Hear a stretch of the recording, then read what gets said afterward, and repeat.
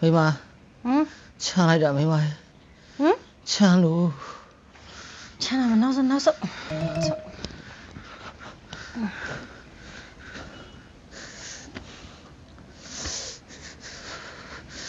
မိမကိုပြောင်းရှင်ဘာဖြစ်နော်ချမ်းလို့မိမချမ်းပြန်ပြီဟာနောက်ဆုံးလိုက်ကျွန်မဖတ်တာပြီမရပြီလားကိုပြောင်း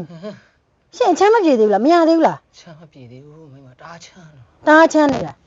ကျွန်မဖတ်တာပြီမရပြီလားမရပါဘူးမိမရဲ့အဲ့ဒါကျွန်မဘာလို့ပြရမှာတော့မိမလည်းတည်ရတာလေ